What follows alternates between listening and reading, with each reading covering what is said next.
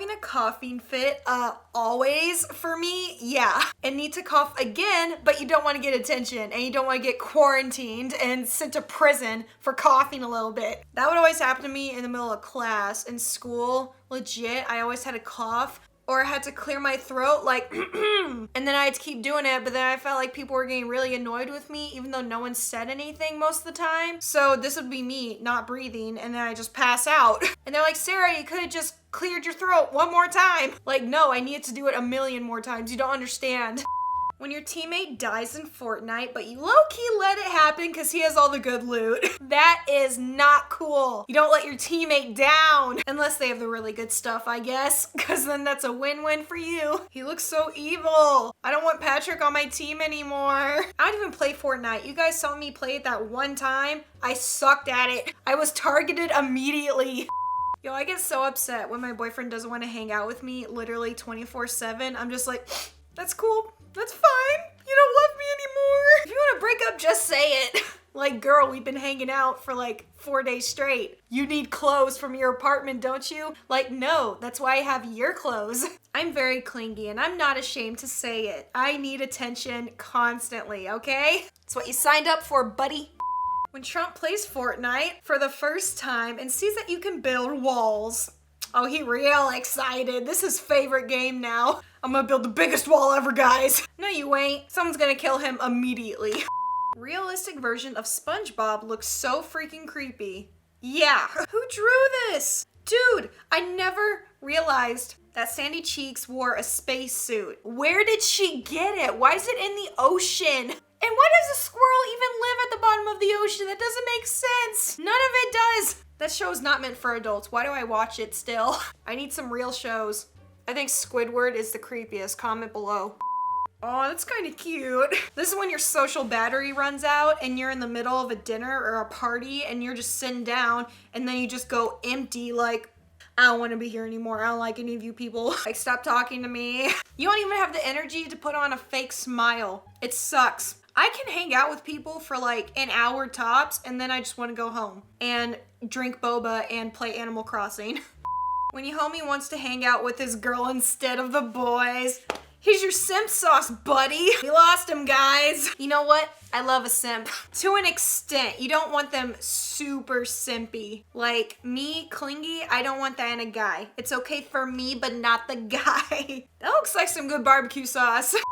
This has happened to me so many times. Your mom tells you to take the meat out of the freezer so it can defrost by the time she gets home and she can make dinner, but you forget, and then you hear the keys in the door and you're just like, oh crap, I am dead, I'm done. You call the school like, guys, I ain't coming to school tomorrow. I'm gonna be dead tonight because I didn't take the meat out. So stop watching TV and playing your video games and literally take 10 seconds to take the meat out of the freezer right now. I bet one of you needs to and you forgot.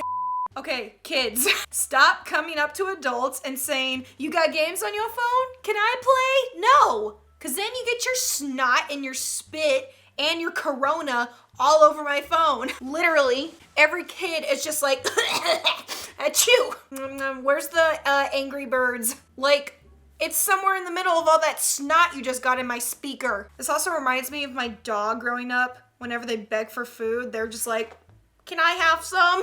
No. Me after doing 0 of the things I needed to do. I just get my coffee and my Animal Crossing and I'm chilling. That was a good hard day's work of nothing. Oh yeah, sorry. I'm just looking for where I asked for your opinion. Oh, I didn't? That's why I can't find it. It's funny how that works. So funny. Like, stop trying to insert your opinion into every single conversation, no matter what it's about, when they didn't even ask for it. Mind your business. If my hot friends think they're ugly, then what the heck do they think I am? That's how I would feel whenever my super skinny friends would say that they're fat when they are literally half my size. And I'm just like, well, now I know what they think of me. They think I'm fatter than a Thanksgiving turkey right now. Me listening to my favorite music while ignoring the fact that my life is crumbling before my eyes. Constantly. At a rapidly increasing rate. Cause school sucks, my job fired me, and I have no friends or a boyfriend. So, but let me just put on some Harry Styles, it's fine. This really be me overthinking every single thing I do and say. Yeah, I overthink how I say hi to people, and I'm just like, yeah, they don't like me anymore. I said it weird. I sounded angry. I'm not angry, but they think I am. So now they hate me and they're talking smack about me. And they're literally right in front of you. It's like, I know what they're thinking. They're talking through telekinesis right now about me. Chill. Did y'all ever have a friend in school that would try to save you a spot for lunch? Yeah, me neither, because I had no friends. Or in the computer lab, you're like trying to get a spot together, but someone beat one of you to it, so you're just like, move, or I will murder you. You gotta sit with your bestie. When you and your sibling break something, then try to fix it before your mom notices. That happened to me one summer. We had a babysitter that would watch us every day. And there was one day my brother made me really mad, so I threw a glass marble at his head as he was running away, and I missed, and it hit a picture frame and broke the glass. And then my babysitter snitched on me to my dad. Yeah, that wasn't a good day. I didn't even hit him in the head. But yeah, don't fight your siblings and be nice and bleh. I would constantly complain about my job when I worked retail. I always said how I hated it, but I also needed more money and I needed to work more hours. But as soon as the boss is like, hey, can anyone stay late today? Can you stay a couple extra hours? Yeah, no, bye. I'm going home. Because they deplete my energy completely and take out all of my motivation and happiness in life in 4 hours. And then they slowly brainwash me into working 40, 50 hours a week for minimum wage. Yeah, that was great.